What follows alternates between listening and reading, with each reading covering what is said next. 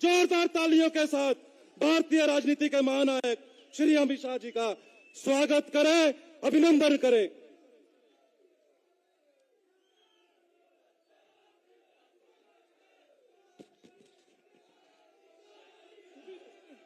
मेरे साथ बोलिए, भारत माता की। क्यों भाई, 16 वालों की आवाज को क्या हो गया है?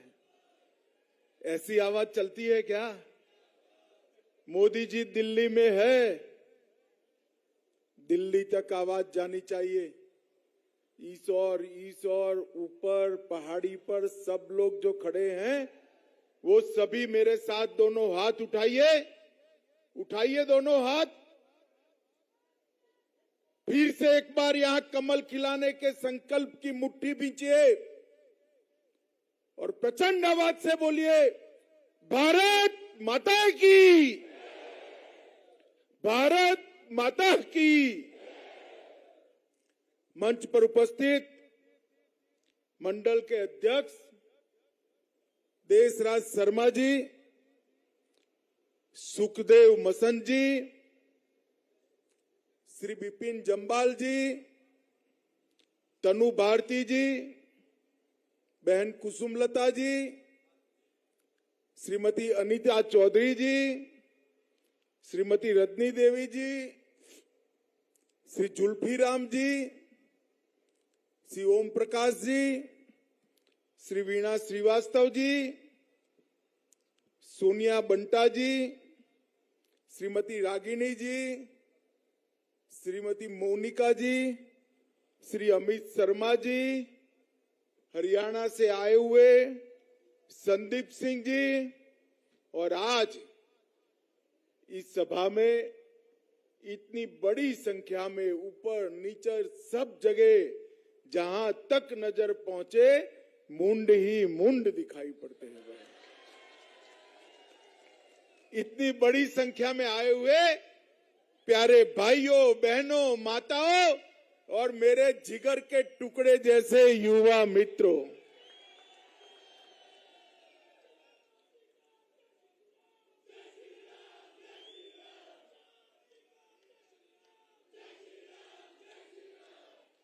सबसे पहले ये देवभूमि में आकर सबको मनवांछित फल देने वाली मां बगलामुखी को प्रणाम कर कर मेरी बात की मैं शुरुआत करना चाहता हूं। यहां के शिव मंदिर के भोलेनाथ को भी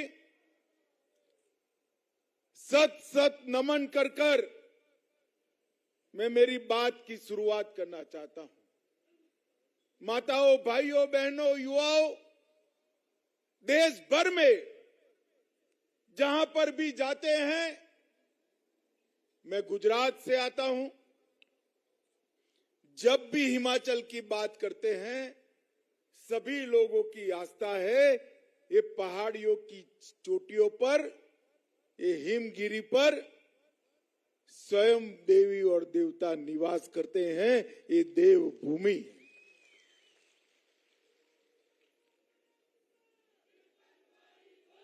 हमारा हिमाचल देवभूमि तो है ही, मगर ये हिमाचल की माताओं को मैं प्रणाम करना चाहता हूं, क्योंकि पूरे देश भर में आबादी के अनुपात में अगर देश में सबसे ज्यादा अपने नौनिहालों को सीमा पर सेना में भेजने का काम किसी ने किया है तो हिमाचल की वीरांगना माताओं ने किया है।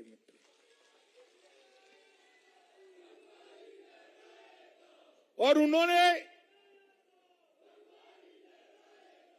कई सारे ऐसे वीर सपूत हंसते हंसते मां भारती की सुरक्षा में बलि चढ़ाए। पहले परमवीर चक्र सोमनाथ शर्मा जी हो, विक्रम बत्रा हो, संदीप कालिया हो, अनेक ऐसे सपूत हंसते हंसते मां भारती के चरणों में समर्पित किए। और ये करने का साहस पूरे देश में अगर किसी के पास है तो ये वीर भूमि की माताओं के पास है। मैं मातृशक्ति को बार बार प्रणाम करता हूं मित्रों। आज का दिन 9 नवंबर का दिन देश के इतिहास में बहुत महत्वपूर्ण दिन है। 9 नवंबर के दिन 1659 में छत्रपति वीर शिवाजी महाराज ने अफजल खान को मारकर अपना भगवा फहराने का काम किया था मित्रों। आज का दिन हिंदू पदपातशाही की स्थापना के लिए बहुत महत्वपूर्ण दिन है। और आज मैं जब आया हूं तब 2 दिन रह गए चुनाव को। शाम को 4 बजे चुनाव के नगाड़े समाप्त हो जाएंगे, बंद हो जाएंगे। मैं हिमाचल की जनता को कहने आया हूं, पूछना जरा है कांग्रेसियों को, 40-40 साल तक हमारे सेना के जवान और उनके परिवारजन 1 रैंक 1 पेंशन की मांग करते थे। 4 पीढ़ी तक शासन करने वाली ये कांग्रेस पार्टी उनकी ये मांग को पूरा नहीं करती थी। मगर माताओं, भाइयों, बहनों, युवाओं, आपने 2014 में मोदी जी को बिठाया और 2015 में मोदी जी ने 1 रैंक 1 पेंशन देने का काम समाप्त कर दिया। सेना के जवानों का बैंक अकाउंट में उनके परिवारजनों को 41,000 करोड़ रुपया ज्यादा देने का काम हमारे नेता और देश के प्रिय प्रधानमंत्री नरेंद्र मोदी जी ने किया है।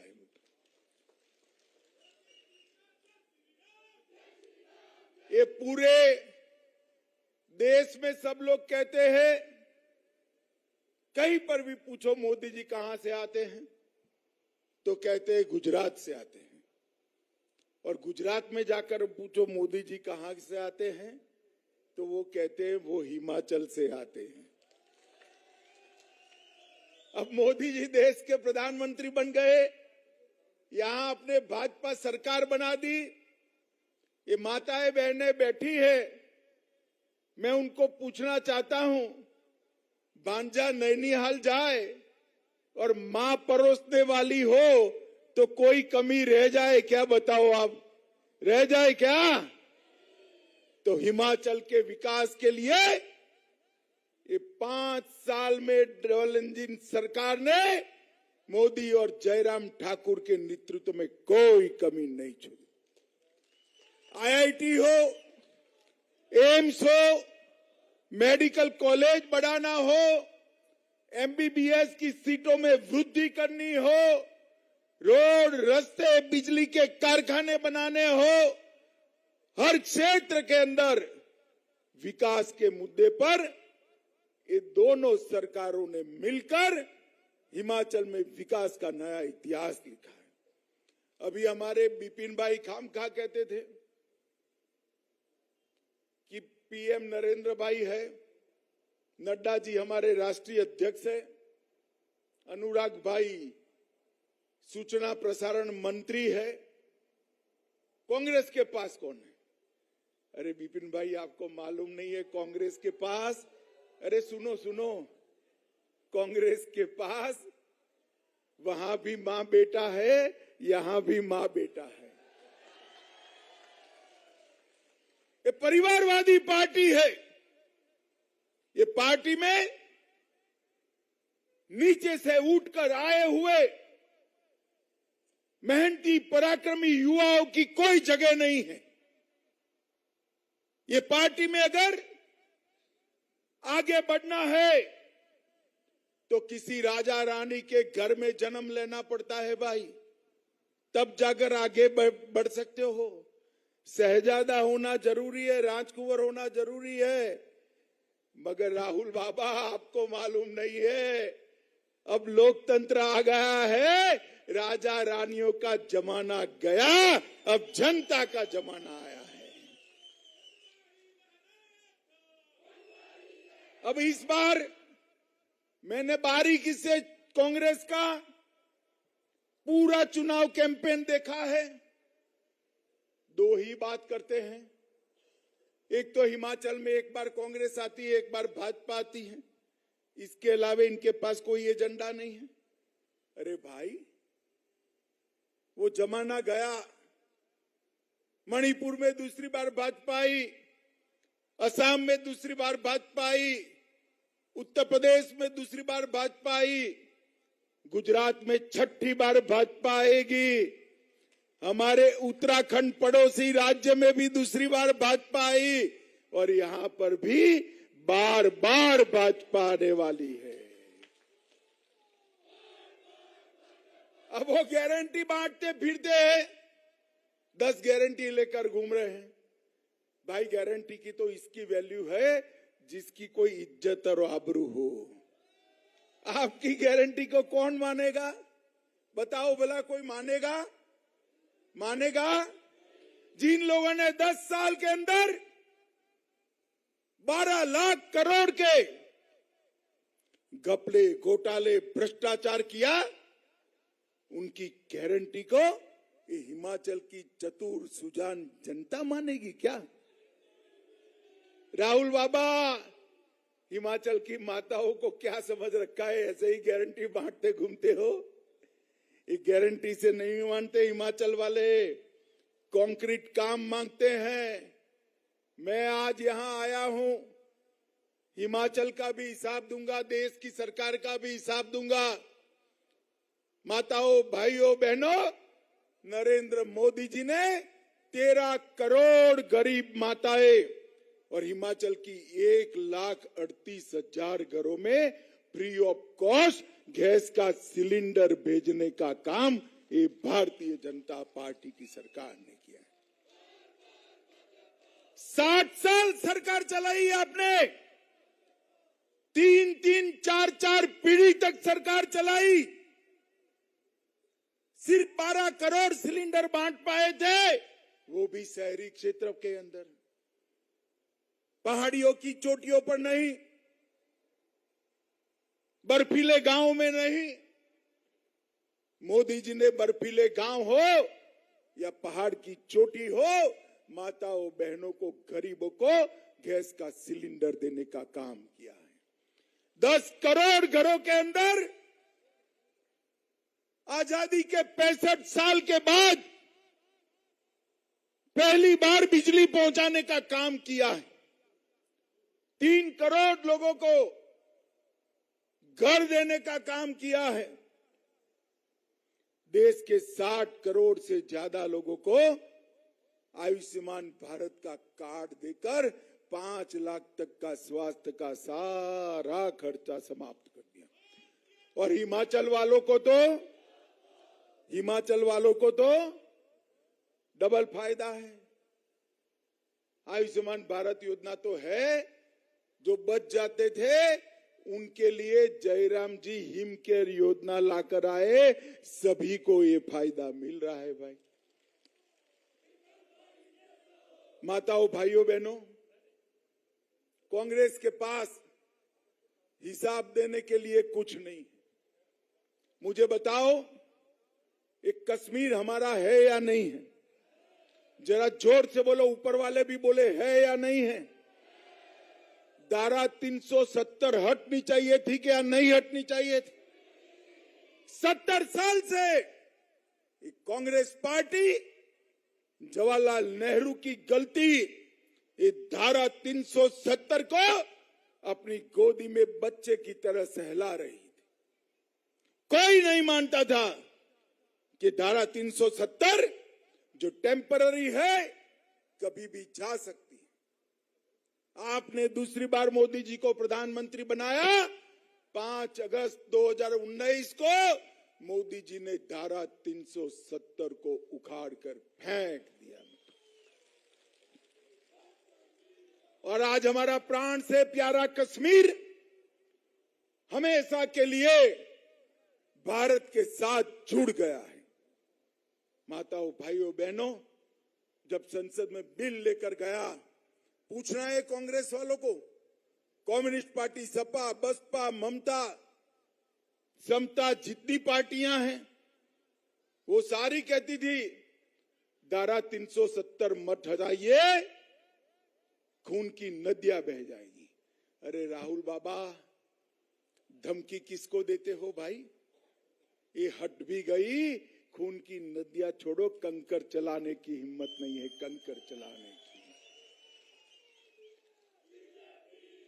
ये भारतीय जनता पार्टी की सरकार है। 10 साल तक सोनिया मनमोहन सरकार चली। पाकिस्तान से आए दिन आलिया, मालिया, जमालिया घुस जाते थे, हमारे जवानों के सर काटकर ले जाते थे, अपमानित करते थे। मौनी बाबा मनमोहन सिंह उफ नहीं करते थे, हिम्मत नहीं थी। मोदी जी की सरकार आई, उरी और पुलवामा में हमला किया। पाकिस्तान वाले भूल गए कि अब कांग्रेस की सरकार नहीं है, भाजपा की सरकार आ गई है। और वो भी भूल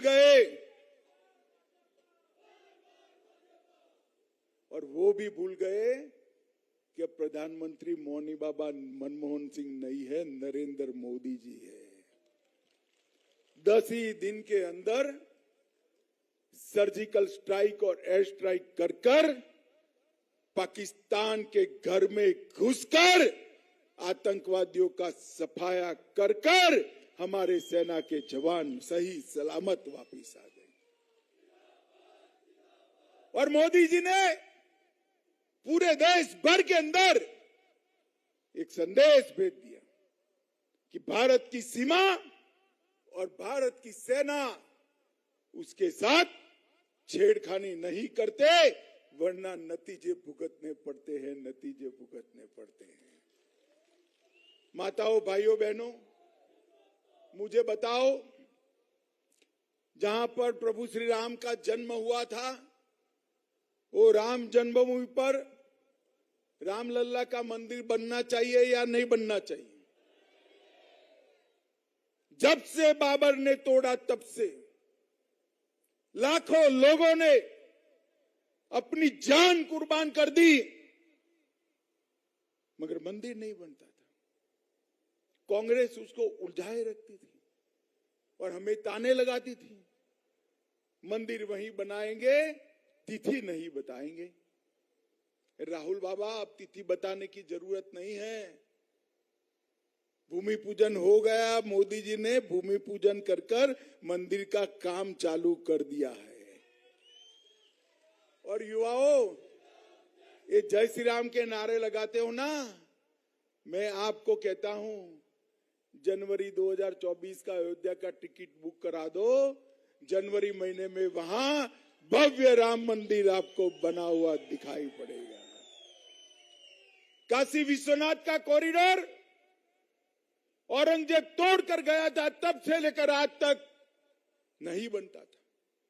बद्री धाम, केदार धाम, उसका पुनरुद्धार नहीं होता था। नरेंद्र मोदी जी ने इस देश के आस्था केंद्र को फिर से ऊर्जावान बनाने का काम किया है।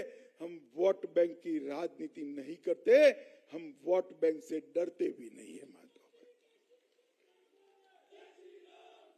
इस देश पर कोरोना का संकट आया, नरेंद्र मोदी जी दिन रात प्रयास कर सभी सरकारों को, देश की 130 करोड़ की जनता को साथ में जोड़ने का प्रयास कर रहे थे। राहुल बाबा हर रोज सुबह 7 बजे उठकर एक नेगेटिव ट्वीट करते थे। मोदी जी ने कोरोना आते ही हमारे वैज्ञानिकों को सूचना दिया कि जल्दी से जल्दी इसका टीका बनाया जाए। हमारे वैज्ञानिकों ने भी कोई कमी नहीं छोड़ी। देश भर में सबसे पहले टीका बनाने वाले देशों में से एक देश हमारा भारत था। मित्रों, मैं पूछना चाहता हूं हिमाचल के आप सभी लोगों को, सबको 2-2 टीके लग गए हैं ना? हाथ ऊपर करिए, लग गए ना? 25 पैसा भी देना पड़ा है क्या? सरकार ने सामने से कॉफी पिलाकर टीका लगा दिया ना? बूस्टर डोज भी लगाना। और जो गरीब थे उनको 2.5 साल से प्रति व्यक्ति प्रति माह देश के 80 करोड़ गरीबों को मुफ्त में राशन देने का काम ये नरेंद्र मोदी सरकार ने किया। इसमें भी राहुल बाबा ने ट्वीट कर दिया, ये कांग्रेस की फितरत है, ट्वीट कर दिया कि मोदी टीका है मत लगाइयो। मगर उनकी कौन मानता है भाई, सबने लगा दिया, आप सबने भी लगा दिया। बाद में अंत में रात के अंधेरे में वो भी लगा आए। अरे भाई, टीका टीका होता है, देश के वैज्ञानिकों ने बनाया है, टीके में भी राजनीति करनी है क्या? लोगों की जान बचाने की जगह राजनीतिक रोटियां सेकती है कांग्रेस पार्टी। मित्रों, 12 लाख करोड़ के घपले घोटाले कर कर आज यहां गारंटी बांटते हैं। भारतीय जनता पार्टी के शासन में कोई एक घोटाला नहीं ढूंढ सकता, घोटाला ढूंढना मुश्किल है। और कांग्रेस के शासन में घोटाले गिनना बहुत मुश्किल है। भाजपा के शासन में घोटाले ढूंढना मुश्किल है, कांग्रेस के शासन में घोटाले गिनना बहुत मुश्किल है। इतने घोटाले किए हैं, नाम भी याद नहीं रहते भाई। ये विपिन भाई अभी अपील करते थे कि यहां कमल खिलाइए। मैं बोलने वाला था, जरा संक्षिप्त में बोले, संकोची आदमी है थोड़े। माताओं, भाइयों, बहनों, इस 16 विधानसभा में 80 करोड़ से ज्यादा की परियोजनाओं का शिलान्यास और उद्घाटन हमारे जयराम ठाकुर ने किया है। 108 लाख रुपयों की लागत से उप तहसील नाला का लोकार्पण किया। 11 करोड़ रुपए की लागत से पीएमजीएसवाई का धीरा से देवी टीला सड़क की उन्नयन का काम शुरू किया। चिरान से चिरक सड़क 9 करोड़ रुपए से शुरू की। 4 करोड़ रुपए से फेरर से थांबा सड़क को अपग्रेड किया। धर्मशाला में स्मार्ट सिटी परियोजना लाए। पठानकोट मंडी रोड 4 लेन की बनाने की परियोजना चालू कर दी। चिनार औद्योगिक क्षेत्र, देहरा विधानसभा क्षेत्र में इंडस्ट्रियल एस्टेट विकसित हो रहा है। देहरा में सेंट्रल यूनिवर्सिटी देने का काम किया। और कांगे पेयजल परियोजना 300 करोड़ की लागत से हर घर में नल से जल पहुंचाने का काम शुरू किया। माताओं, भाइयों, बहनों, 1,38,00,000 परिवारों को गैस का सिलेंडर दिया। बिलासपुर में 1500 करोड़ रुपए का एम्स बनाया। 48 अस्पतालों में ऑक्सीजन प्लांट स्थापित किया। पार्क 1100 करोड़ की लागत से किया। मेडिकल डिवाइस पार्क 400 करोड़ की लागत से किया। ढेर सारे काम हिमाचल और 16 के लिए कर कर भारतीय जनता पार्टी ने यहां विकास का रास्ता किया है। माताओं, भाइयों, बहनों, हमारे घोषणा पत्र के अंदर हमने कॉमन सिविल कोड का वादा किया है। भारतीय जनता पार्टी बनते ही, सरकार बनते ही कॉमन सिविल कोड पूरे हिमाचल में लागू पड़ जाएगा। किसानों को मोदी जी जो 6,000 रुपया भेज रहे हैं, उसमें छोटे किसानों को 3,000 रुपया और राज्य सरकार देगी। सेब की पैकेजिंग सामग्री पर जीएसटी को 12% तक सीमित कर दिया जाएगा। राज्य में 5 नए मेडिकल कॉलेज खोलेंगे। वक्फ की संपत्तियों में भ्रष्टाचार करने वालों की जांच होगी। और माताओं, भाइयों, बहनों, हिमाचल की बच्चियां जो 6ठी कक्षा से 12वीं कक्षा में पढ़ती हैं, वो सभी को एक स्कूटी सरकार की ओर से पढ़ने के लिए दिया जाएगा। भाई सिर्फ पढ़ने के लिए नहीं है, मैं माताओं को बताना चाहता हूं, बच्ची स्कूटी लेकर स्कूल तो जाएगी, शाम को आपको स्कूटी के पीछे बिठाकर बाजार में सैर भी कराने ले जाएगी। भाई हमारी बच्चियां उच्च शिक्षा प्राप्त करे, वो हमारा लक्ष्य है। महिला स्वसहाय जूथों में ब्याज का दर घटाकर 2% करने का काम भी भाजपा सरकार करने वाली है। माताओं, भाइयों, बहनों, इतनी सारी माताएं बैठी हैं, मटका लेते हैं तो टकोरा लगाते हो या नहीं लगाते हो? जरा बताओ, पक्का है या कच्चा है? देखते हो ना एक बार? तो 200-250 रुपए के मटके पर 10 बार टकोरा लगाते हो। ये हिमाचल प्रदेश की सरकार सौंपनी है। प्रत्याशी कौन है, इसका टकोरा जरा ढंग से लगा देना, कहीं गलती न हो जाए आपसे। और ढंग से टकोरा लगाओगे तो मुझे मालूम है, विपिन भाई खड़े हो जाइए, नाम हमारा आएगा विपिन परमार का। और अंत में मैं एक बात करना चाहता हूं, एक ही बार मेहनत करने से 2 काम होते हैं, तो करना चाहिए या नहीं करना चाहिए? भाई अकलमंद आदमी एक बार मेहनत करने से 2 काम एक साथ हो तो करेगा या नहीं करेगा? तो सब क्षेत्र भाजपा को वोट देंगे तो एमएलए एक चुनेंगे, है ना? मगर आप एमएलए भी चुनोगे, आप एमएलए बना दो, विपिन भाई को बड़ा आदमी बनाने का काम हम करेंगे। तो एक वोट देने से 2 काम होते हैं, तो करने चाहिए या नहीं करने चाहिए? तो भाजपा को वोट दोगे क्या? कमल के निशान पर बटन दबाओगे? विपिन परमार को एमएलए बनाकर विधानसभा में भेजोगे? जयराम ठाकुर के हाथ मजबूत करोगे? मोदी जी के हाथ मजबूत करोगे? नड्डा साहब के हाथ मजबूत करोगे? तो मेरे साथ दोनों हाथ उठाइए और प्रचंड आवाज से बोलिए, भारत माता की, भारत माता की, भारत माता की, वंदे वंदे वंदे।